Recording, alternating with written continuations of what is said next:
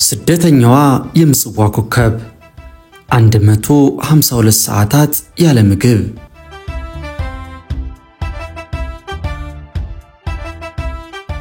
ውድ የኢትዮ ትዝታ ቤተሰቦች፣ የደርግ ስርዓተ መንግስት ማብቃቱን ተከትሎ የኢህአዴግ መንግስት ኢትዮጵያን ሲያስተዳድር በኢትዮጵያ ቁጥጥር ስር የነበሩት የአሰብና የምጽዋ ወደቦች በኤርትራ ቁጥጥር ስር ዋሉ።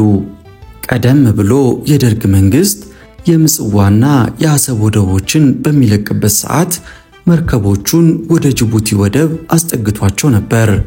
የኢትዮጵያ ሀብት የነበሩት መርከቦቹና የተለያዩ ተሽከርካሪዎች የት ገቡ?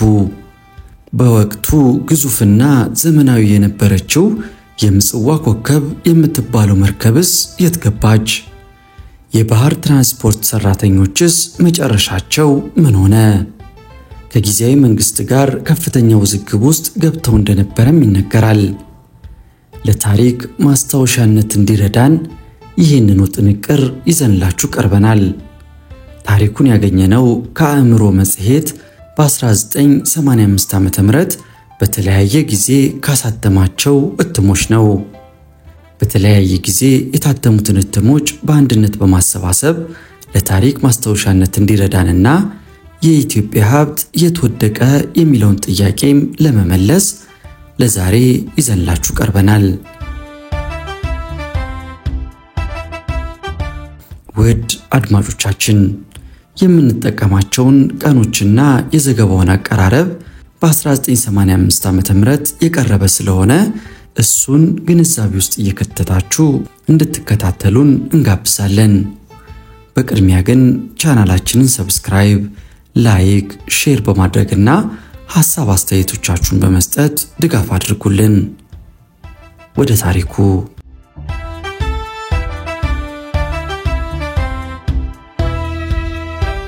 42 ሚሊዮን ብር ያለ ሥራ፣ የባትኮ ሰራተኞች ሰቆቃ። ኢትዮጵያ ለምዕት ዓመታት የባህር በር ተጠቃሚ ነበረች።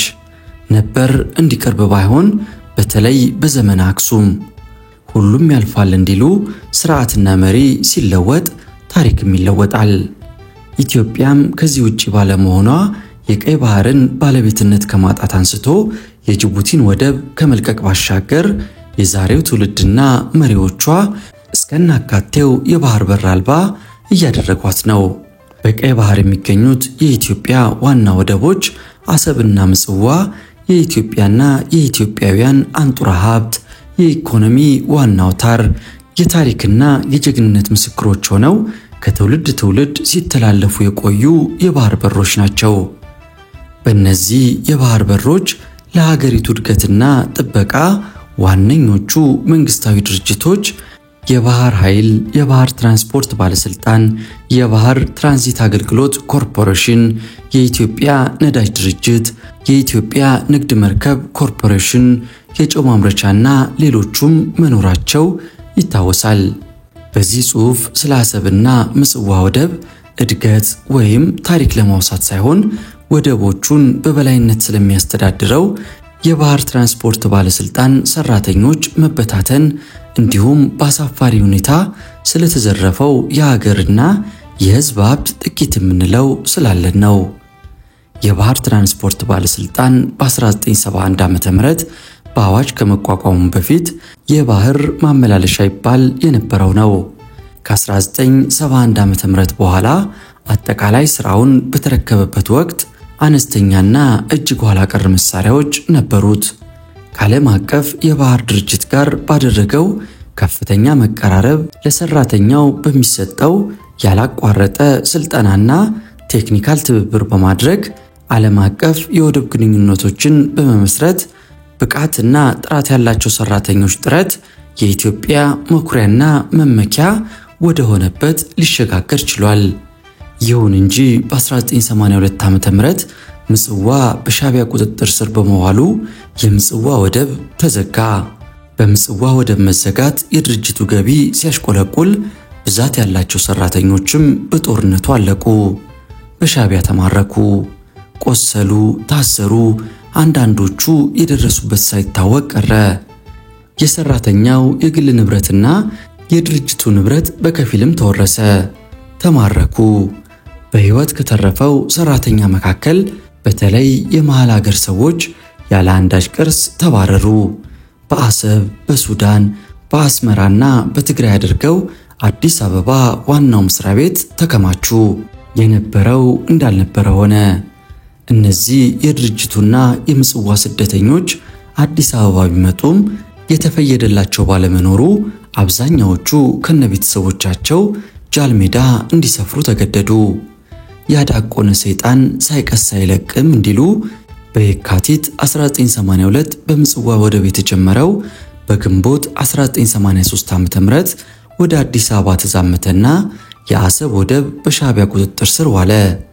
በኢትዮጵያ ባህር በር በኩል ያለው ጣጣ አለቀ ወይም ተጀመረ። የአሰብ ወደብ ምንም አይነት ጉዳት ሳይደርስበት ነበር የሻዕቢያ ሰራዊት የተቆጣጠረው። ነገር ግን የወደቡ ሰራተኛና የከተማው ሕዝብ የምጽዋ ሰራተኞችና ሕዝቡ ጽዋው እንዳይደርስበት በመፍራት ያፈራውን ንብረት ትቶ እጅና እግሩን ብቻ በመያዝ በወቅቱ በነበሩ መርከቦችና ጀልባዎችና ተሽከርካሪዎች እየተጫነ በባህርና በየብስ ተሰደደ። በጅቡቲ በኩል አድርጎ ወደ መሃል ሀገር ለመግባት ያልተሳካለትና አቅም ያነሰው ደግሞ ከወደቡ ጋር ተማረከ። ከ6000 በላይ የሚሆኑ ቋሚና ጊዜያዊ የሰዓትና የሸክም ሰራተኞች እንዲሁም የምጽዋ ወደብ ሰራተኞች አዲስ አበባ በሚገኘው የባህር ትራንስፖርት ባለስልጣን ዋና መስሪያ ቤት ተሰባሰቡ። በወቅቱ በተፈጠረው አለመረጋጋት ለተፈናቃይ ሰራተኞች አስቸኳይ የተረጋጋ መፍትሄ መስጠት አልተቻለም።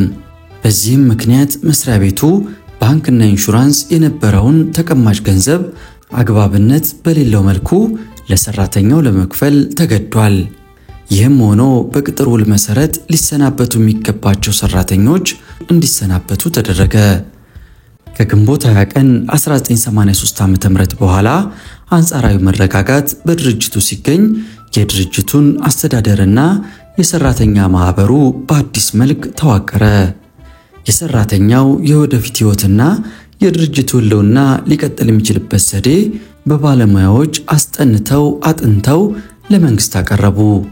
መንግስት ለጉዳዩ ትኩረት ባለመስጠት የተጠናው ፕሮጀክት ሲጓተት ከቆየ በኋላ በበላይ አካል ትዕዛዝ የባህር ትራንስፖርት ባለስልጣን ከታህሳስ 16 ቀን 1985 ዓ.ም ጀምሮ እንዲዘጋ ተደረገ።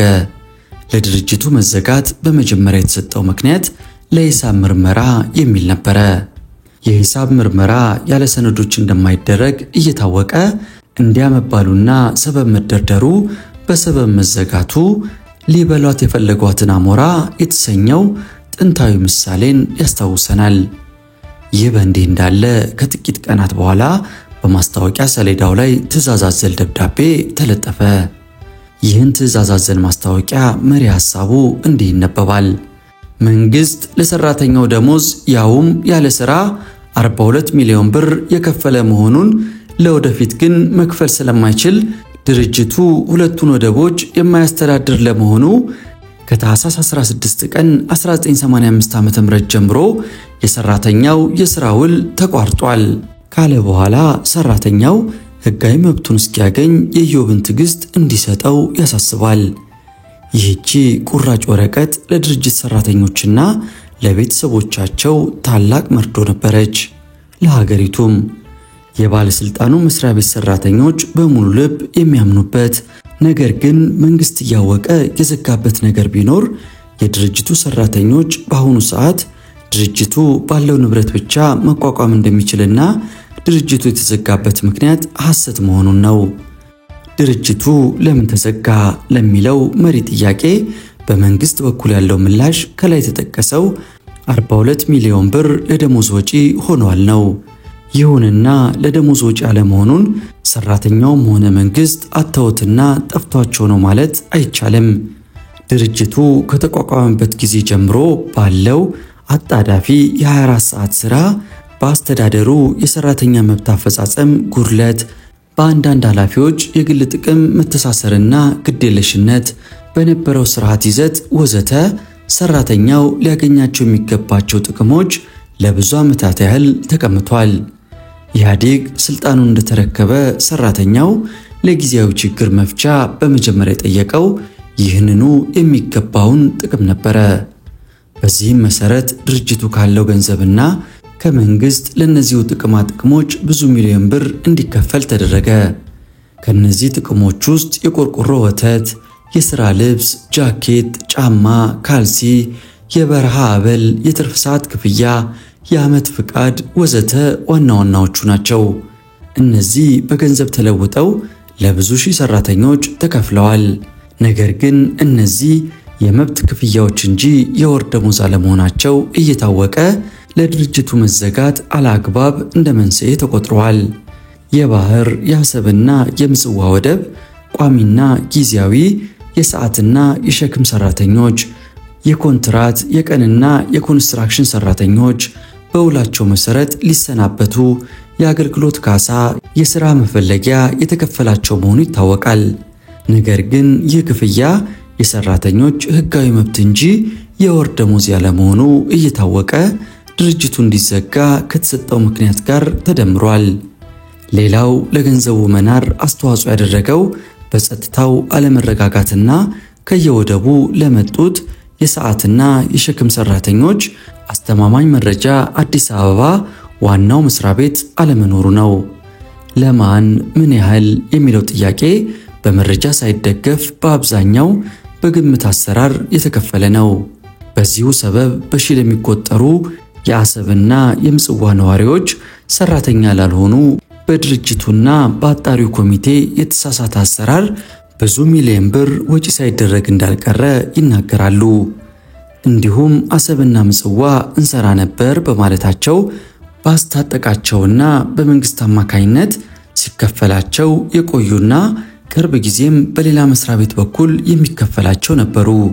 ነገር ግን ያብዬን ወደምዬ ሆነና ይህም የወር ደሞዝና የድርጅቱን ሰራተኞች የማይመለከት መሆኑ በመንግስት እየታወቀ እንደ ወር ደሞዝ የባለስልጣኑን መስሪያ ቤት ካዘጉት መንስኤዎች ጋር ተደምሯል።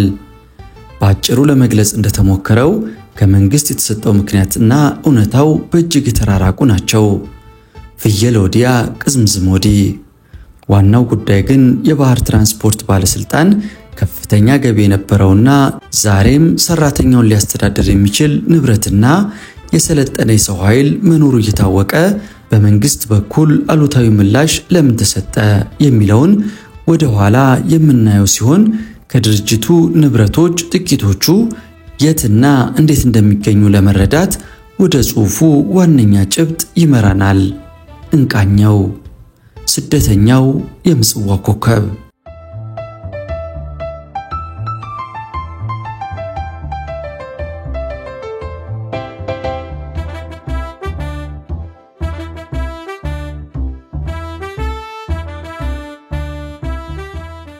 ስደተኛዋ የምጽዋ ኮከብ ግንቦት 17 ቀን 1983 ዓ.ም የአሰብ ሰራተኞችንና ነዋሪዎችን ይዘው ወደ ጅቡቲ ከተሰደዱት ማጓጓዣዎች መካከል የድርጅቱ መርከብና ጀልባዎች ይገኙበታል።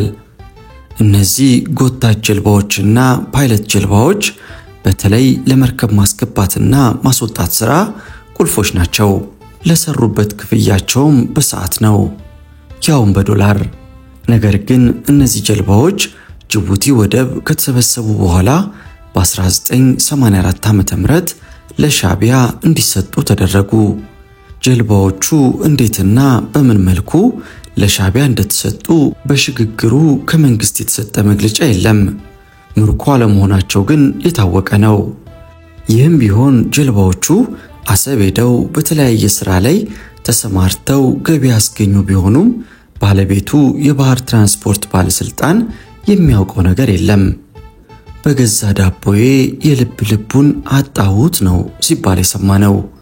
እነኚህ ጀልባዎች የድርጅቱና የሀገሪቱ መሆናቸውና የድርጅቱ ሰራተኞችም የገቢ ምንጭ የሌላቸው መሆኑ እየታወቀ እንዴትና ለምን ለሻዕቢያ ሊሰጡ ቻሉ? እነዚህ ጀልባዎች ቢኖሩ ድርጅቱ የራሱን ሰራተኞች አሰብ ወይም ጅቡቲ ወደብ አሰማርቶ አሊያም በኮንትራት ሰጥቶ ከፍተኛ ገቢ እንዳያገኝ ለምን ተከለከለ? ለባለስልጣኑ መስሪያ ቤት ትልቅ ገቢ ታስገኛለች ተብላ የምትገመተው የምጽዋ ኮከብ የንግድ መርከብ ስትሆን መርከቧ ከግንቦት 17 ቀን 1983 ዓ.ም በኋላ ወደ ጅቡቲ ኢትዮጵያውያን ስደተኞችን ይዛ ሄዳ ለአንድ ዓመት ጅቡቲ ወደብ ያለ አገልግሎት ከቆመች በኋላ ለአንድ የመርከብ ቻርተር ተሰጥታለች።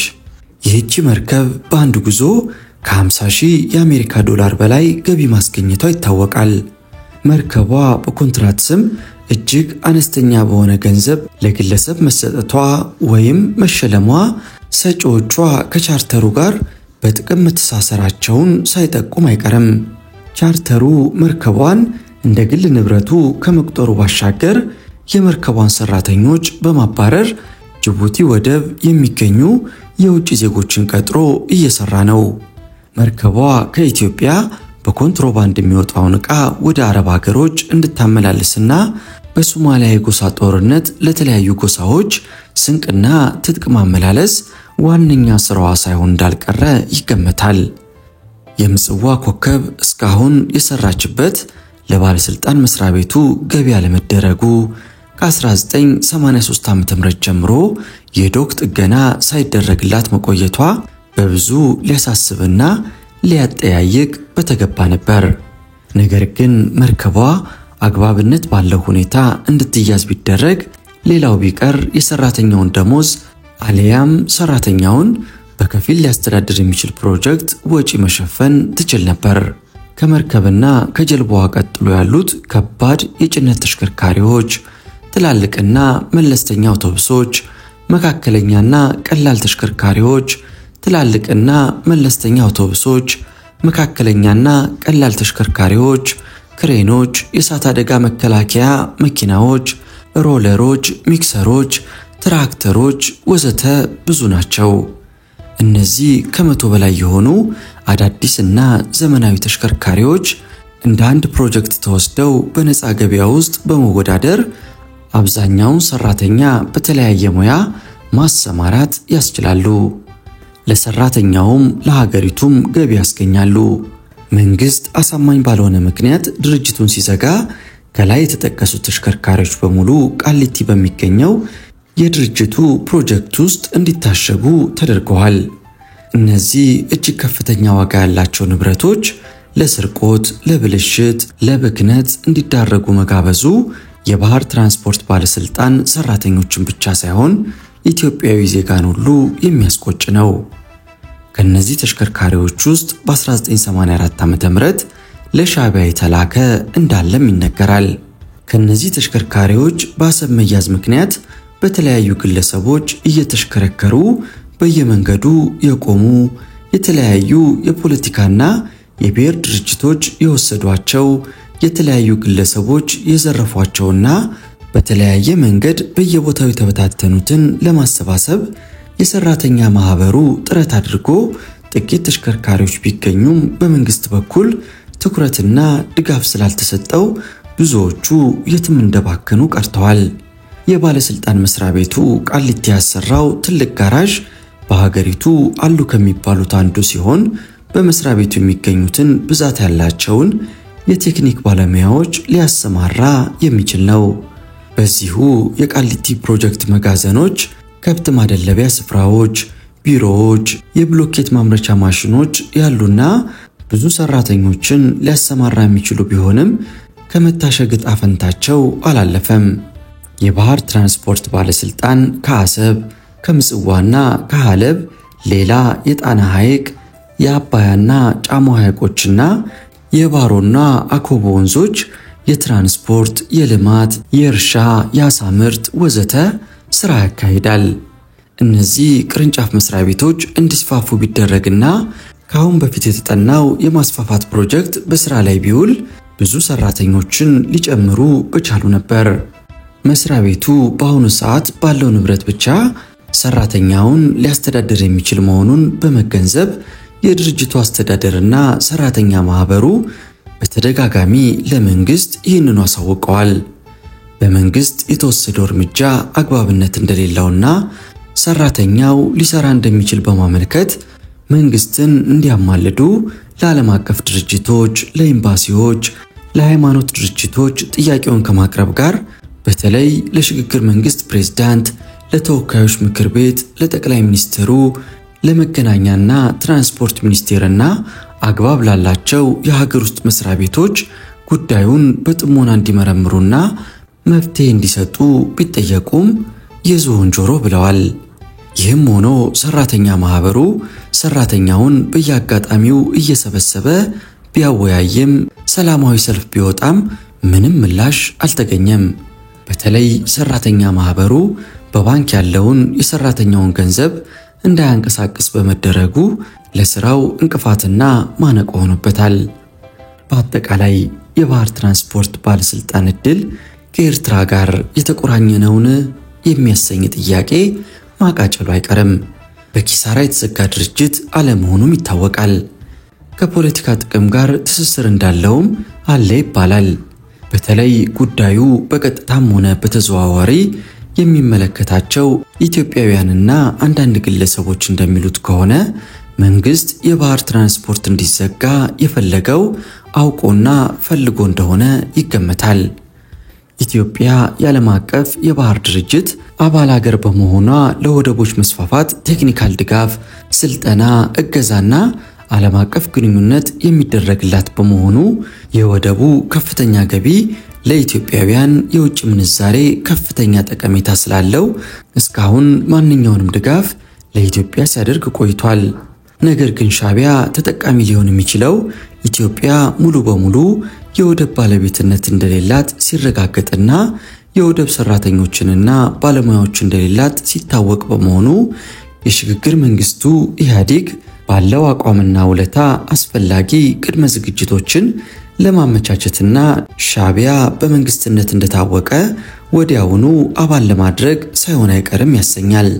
ሌላው የኤርትራ ህዝበ ውሳኔ ከመካሄዱ በፊት በምጽዋ፣ በአሰብና በሌብ የሚገኙ የወደብ መሳሪያዎችንና በአሁኑ ሰዓት ሻዕቢያ የሚጠቀምባቸውን መሳሪያዎች ሊጠይቅ የሚችል ብቸኛ አካል ለጊዜው የባህርና ትራንስፖርት ባለስልጣን በመሆኑ ባለስልጣኑን ማፍረሱ አማራጭ ከመሆኑን ባሻገር እነዚህ ጀልባዎችና የወደብ መሳሪያዎች ሻዕቢያ እንዲጠቀምበት ማድረግ ውለታ መላሽነት ያስመስላል።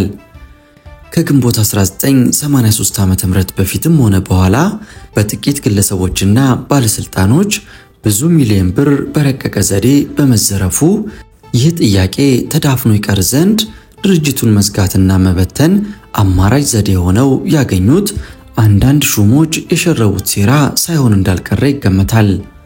42 ሚሊዮን ብር ለወር ደመወዝና ለጥቅማ ጥቅም ብቻ ወጪ አይሆንምና ለኦዲት ስራ ያውም ያለ ሰነድ መረጃ ድርጅት ሲዘጋ ታይቶና ተሰምቶስ ያውቃል ወይ? የባህር ትራንስፖርት ባለስልጣን ሊሰራና ሊንቀሳቀስ እንደሚችል እየታወቀ መዘጋቱ እነዚህ መላምቶች እውነት ያደርጋቸዋል።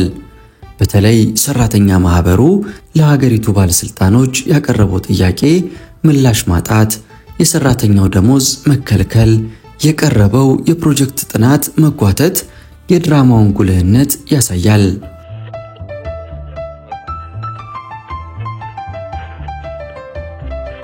አንዱን ለመጥቀም ሌላውን መጉዳት ከመንግስትም ሆነ ከግለሰብ የማይጠበቅ በመሆኑ ሁኔታው በአፋጣኝ እርምጃ ሊሰጠው ይገባል። ሀገሪቱ በኢኮኖሚ በደቀቀችበት በአሁኑ ወቅት የሚሰሩ እጆችን መግፋት የማታ ማታ መገፋትን እንደሚያስከትል የኢትዮጵያ ሕዝብ ካለፉት ዘመናት ተምሯል። በመሆኑም የሰለጠነ የሰው ኃይልን ያለ ጥናትና ያለ ዕቅድ ከስራ ገበታ መፈንቀልና ለፖለቲካ ጥቅም ሲሉ መግፋት የትውልድና የታሪክ ተጠያቂ ማድረጉ አይቀርም። የሚሰሩ እጆችን መግፋት የማታ ማታ መገፋት ነው ይለናል። አእምሮ መጽሔት መጋቢት ወር ላይ በ1985 ዓ.ም ታትሞ በወጣው መጽሔት ላይ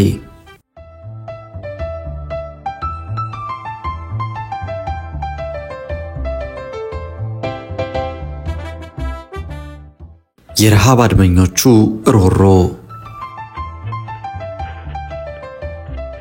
ሰኔ 23 ቀን 1985 ዓ.ም ከንጋቱ 12 ሰዓት ጀምሮ ይህን ዘገባ እስካጠናቀርንበት ቀን ድረስ የባህር ትራንስፖርት ባለስልጣን ቋሚ ሰራተኞች የሥራ ዋስትናችን ይጠበቅልን ሲሉ በአዲስ አበባ መስቀል አደባባይ የረሃብ አድማ ላይ ነበሩ።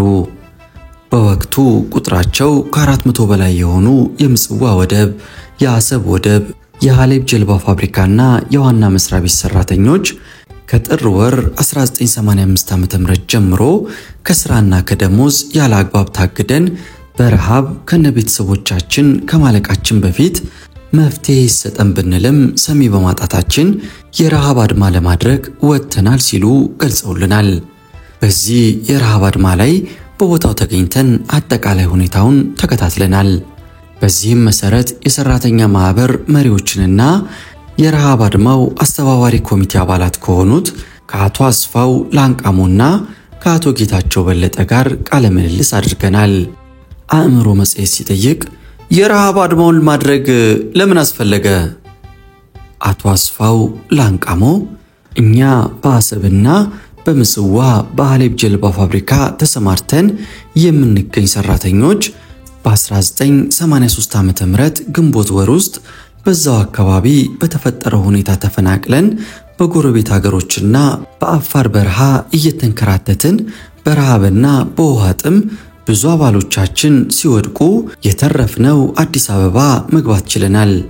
ከዛን ጊዜ ጀምሮ በዋናው መስሪያ ቤት በመሰብሰብ የሰራተኛ ማህበሩ ከዋናው መስሪያ ቤት ማኔጅመንት ጋር በመሆን መንግስት ውሳኔ እስኪሰጠን ድረስ በትራንስፖርት መገናኛ ሚኒስቴሩ ስር ባሉ ድርጅቶች ተመድበን እንድንሰራ ለሚኒስቴር መስሪያ ቤቱ ጥያቄ አቅርበን ነበር። በወቅቱ ይህ ጥያቄ ምላሽ በማጣቱ ሰራተኛ ማህበሩና ድርጅቱ በጋራ ለወደፊት ሰራተኛውን ለማቋቋም መንገድ መቀየስ አለብን በማለት አንድ የምሁራን ኮሚቴ አቋቁመን 4 የፕሮጀክት ጥናት ለትራንስፖርትና መገናኛ ሚኒስቴር አቀረብን። ይህም ወደ ተግባራዊነቱ እንዲለወጥ በተደጋጋሚ ጥያቄውን ከታች ባለስልጣን እስከ ሀገሪቱ ርዕሰ ብሔር ድረስ አሰማን። በየጊዜው ሰላማዊ ሰልፎችን አካሄድን። ምንም መፍትሄ ለማግኘት ባለመቻላችንና ሰዎቻችን በየቦታው እየረገፉ ስለሆነ ይህንን ለኢትዮጵያ ሕዝብና የዓለም ሕዝብ እንዲያውቀው ለማድረግ በአደባባይ መሞት አማራጭ ሆኖ ስላገኘነው ነው።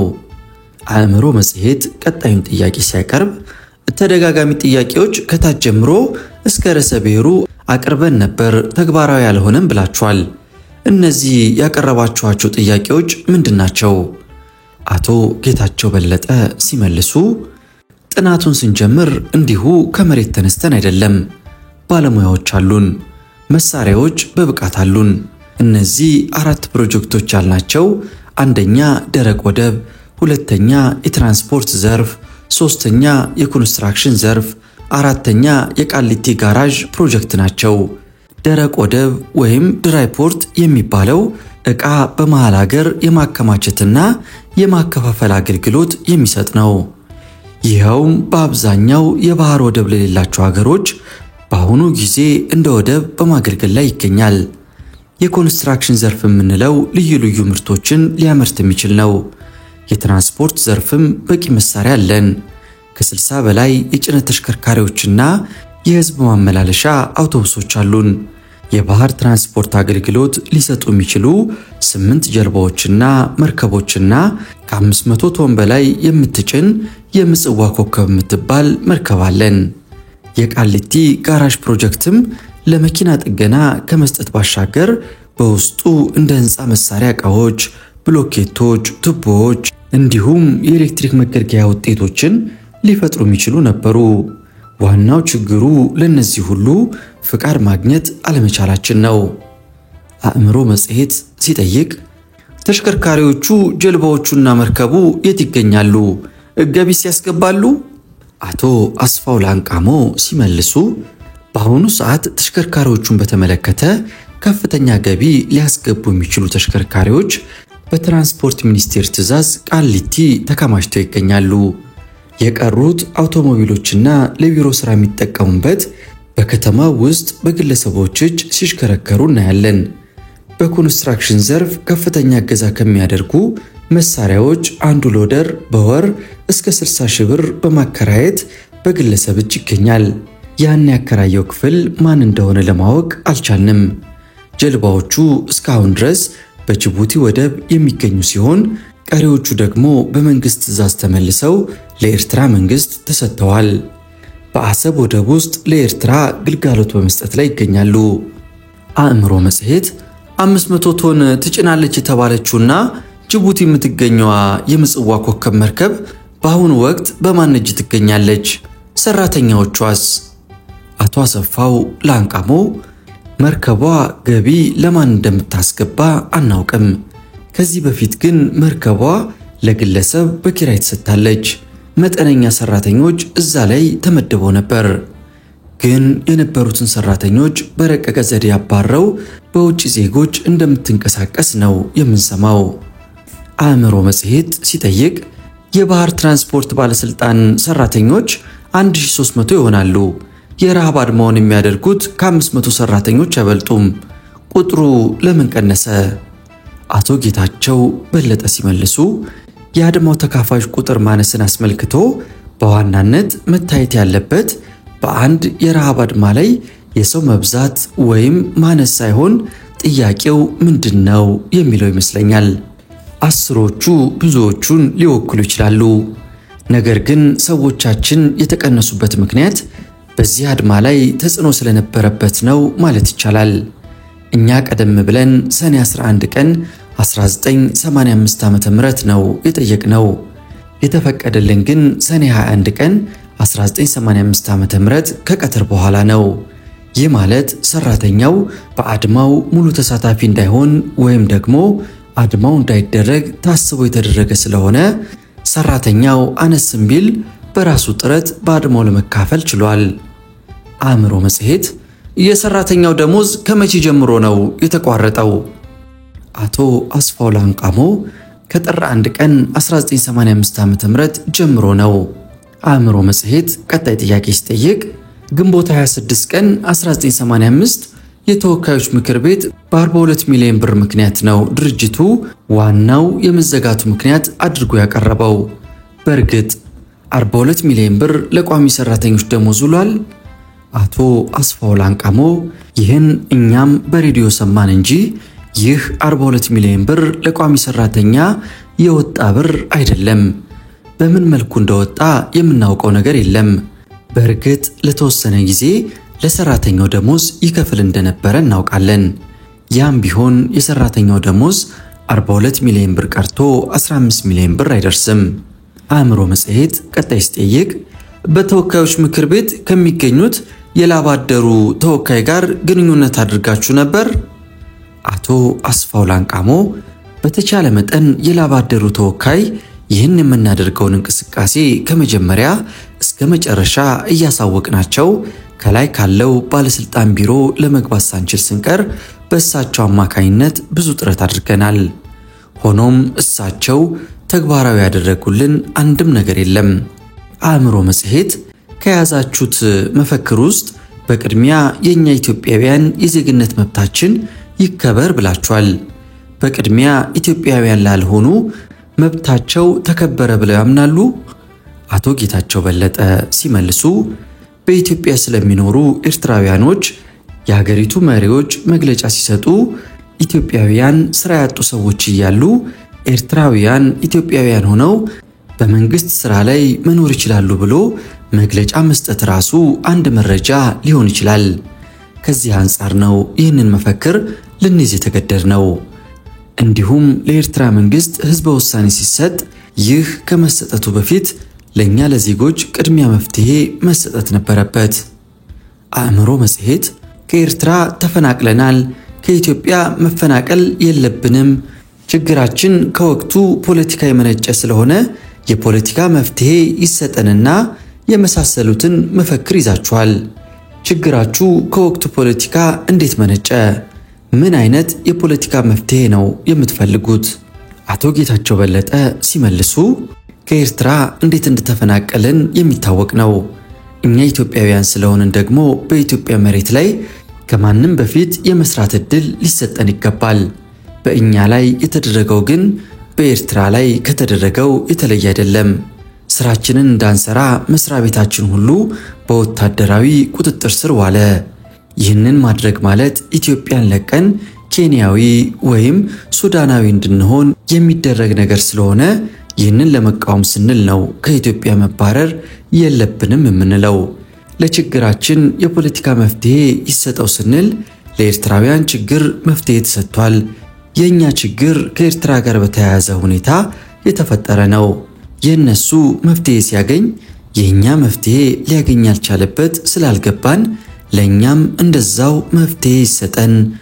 ችግራችን ልክ ለኤርትራውያን ችግር መፍትሄ እንደተሰጠው አይነት ከፖለቲካ ጋር የተፈጠረ ችግር ስለሆነ ፖለቲካዊ መፍትሄ ይሰጠው ለማለት ያህል ነው።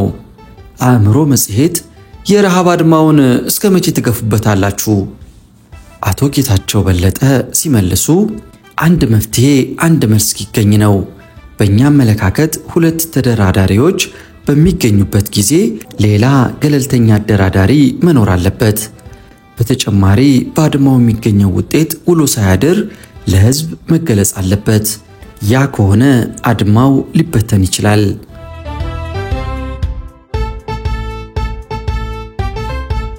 ከዚህ ቃለ ምልልስ በኋላ ነበር ሂደቱን መከታተል የጀመርነው። የመንግስትና የግል ጋዜጦች በቦታው በመገኘት ሁኔታውን ሲዘግቡ ቆይተዋል። በ24 10ኛ ወር 1985 ዓ.ም በምሽት የኢትዮጵያ ሬዲዮ የባህር ትራንስፖርት ባለስልጣን ሰራተኞች የረሃብ አድማ ማድረጋቸውን ከ38 ሰዓት በኋላ ለህዝብ ይፋ አድርጓል። ከአንድ ሰዓት ልዩነት በኋላ የአሜሪካ ሬዲዮ በአማርኛ ቋንቋ ስለ ረሃብ አድማው ገልጿል። ይሁንና ሁለቱም ጣቢያዎች ያስተላለፉት በጣም የተለያየ ነበር። ስለዚህ ጉዳይ የአድማው መሪ ሲገልጹልን የኢትዮጵያ ሬዲዮ የረሃብ አድማውን ከጀመርን ከ38 በኋላ ነው በኢትዮጵያ ህዝብ እንዲታወቅልን የፈለግነውን ጉዳይ ትቶ ለመንግስት እንዲያመች አድርጎ በማቅረቡ እጅግ አዝነናል ብለውናል። አድማው ከተጀመረ ከ48 ሰዓት በኋላ የጸጥታ ሰራተኞች የግል ፕሬስ ዘጋቢዎችን መከልከል ጀምረው ነበር። ህዝቡም ወደ አድመኞቹ አይደርሱም ነበር።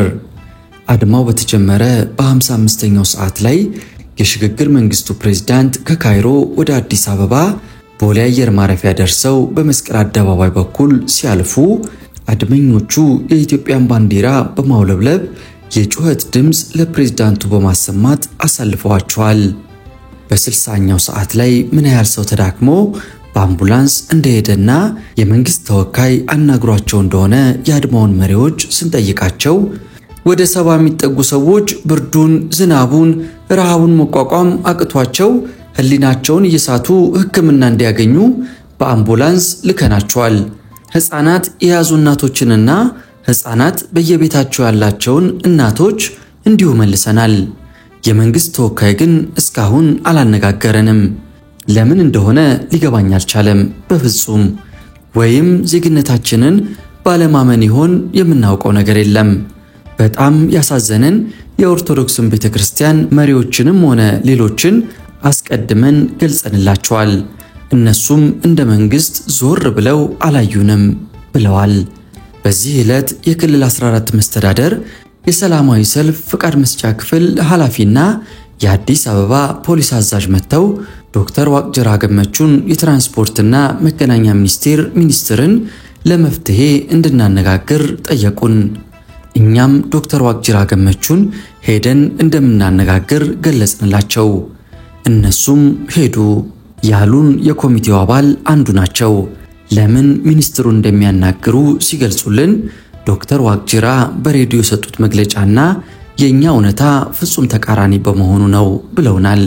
የዚህ መጽሔት ዝግጅት በተቻለ መጠን ጉዳዩ የሚመለከታቸውን ባለስልጣን ለማነጋገር በስልክ፣ በግንባር፣ በደብዳቤ ሞክሮ ሊያገኛቸው አልቻለም።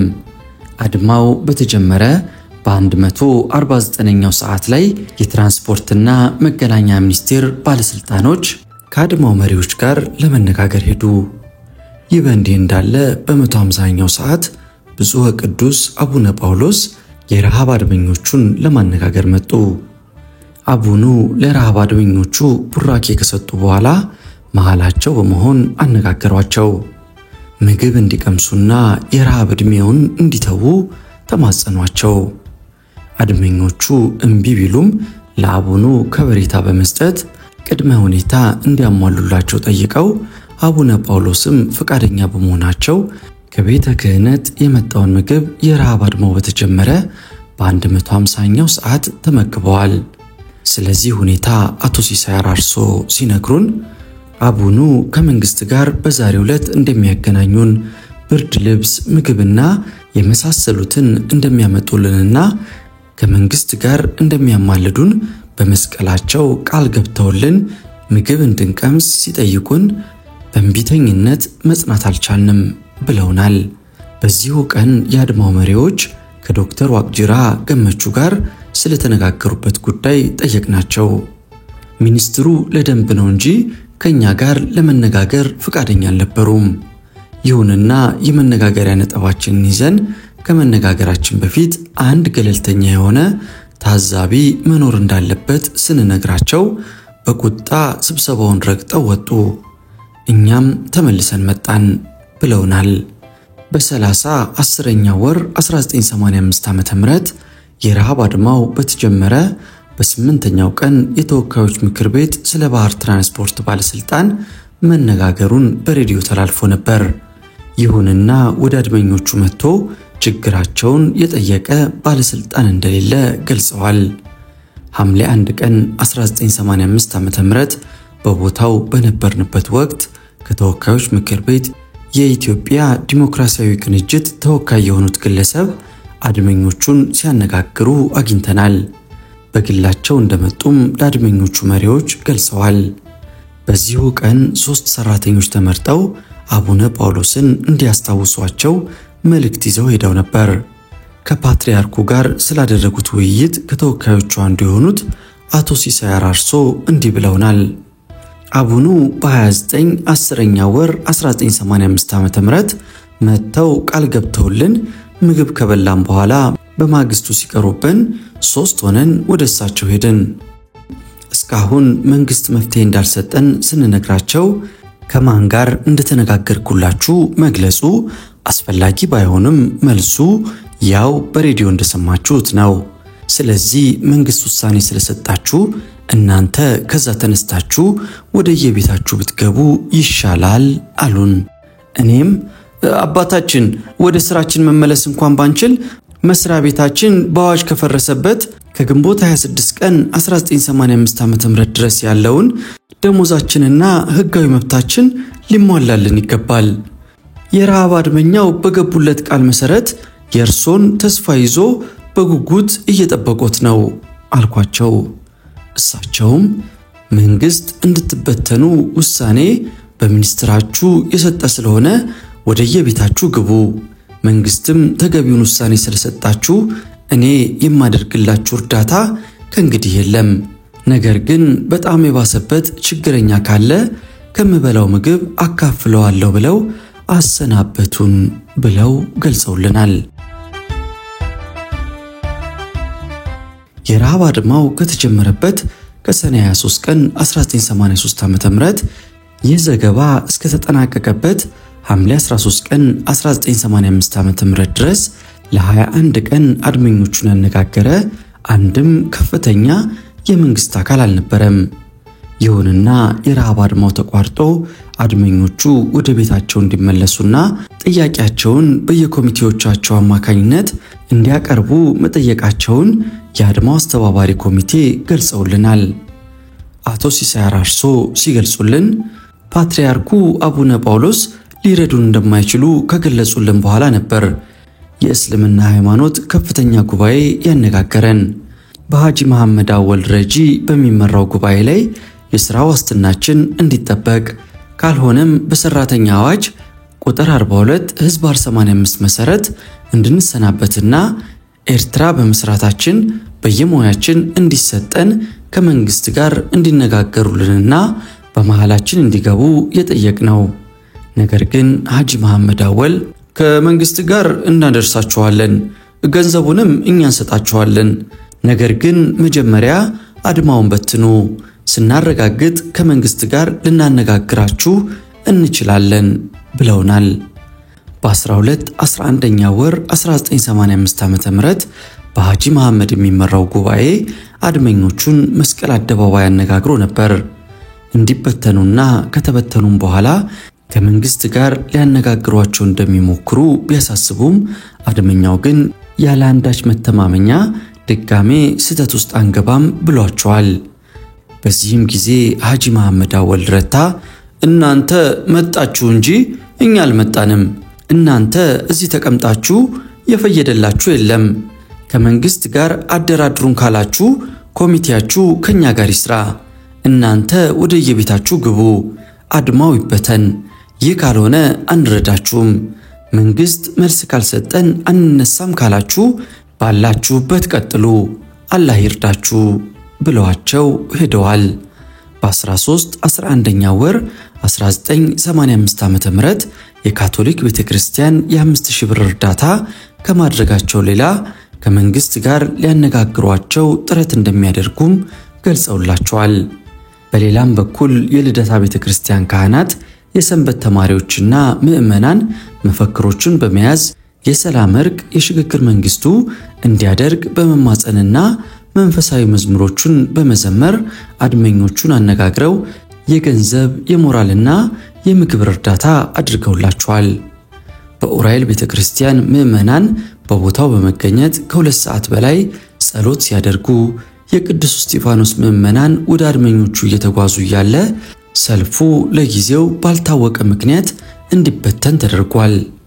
እንዲሁም የኢትዮጵያ መምህራን ማህበር ለአድመኞቹ የ1000 ብር እርዳታና የሞራል ድጋፍ በቦታው በመገኘት ሰጥቷል። የተለያዩ የመንግስትና የግል መስሪያ ቤት ሰራተኞች በቡድንና በግል የገንዘብ የሞራልና የምግብ እርዳታ አድርገውላቸዋል። በዓለም ላይ ዲሞክራት የተባሉ መንግስታት በአብዛኛው የተለያዩ ሰላማዊ ሰልፎችንና አድማዎችን ህዝቦቻቸው ከመብት መከበር አኳያ ያደርጋሉ።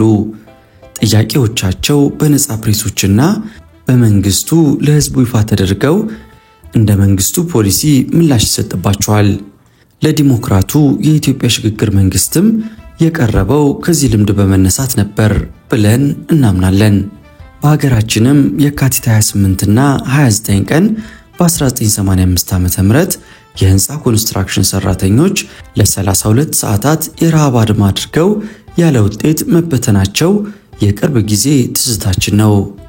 የዛሬ ተረኞቹ የባህር ትራንስፖርት ባለስልጣን ቋሚ ሰራተኞች ከህንፃ ሰራተኞች በቅርጹም በይዘቱም የተለየ የረሃብ አድማ አድርገዋል። የሽግግር መንግስቱ ከቶ ምላሽ ሊሰጥበት ያልቻለው ምናልባት የሽግግር መንግስት ፓትርያርክ አድመኞቹን ገዝተው ምግብ እስካበሉበት እስከ 152ኛው ሰዓት ድረስ በዓለም ሪከርድ ጉልህ ስፍራ የሚሰጠው አድማ ይሆናል የሚል ግምት አለን። አድመኞቹ እንዳሉት ከዚህ የረሃብ አድማ የኢትዮጵያ ህዝብም ሆነ ዓለም ሊማር የሚገባው አንዳች ነገር ሊኖር ይገባል። ትላንት የቀድሞ ፖሊስ ሰራዊት አባሎች ሰላማዊ ሰልፍ፣ የኢትዮጵያ ንግድ ባንክ ሰራተኞች የሥራ ማቆም አድማ፣ የህንፃ ኮንስትራክሽን ሰራተኞች የረሃብ አድማ አድርገዋል። ሁሉም ውጤት የሌለው መስዋዕትነት ከፍለዋል። የነገው ተረኞች እነማን ይሆኑ? ከዚህስ ትምህርት ያገኙ ይሆን ይለናል አእምሮ መጽሔት በነሐሴ ወር እትሙ ላይ።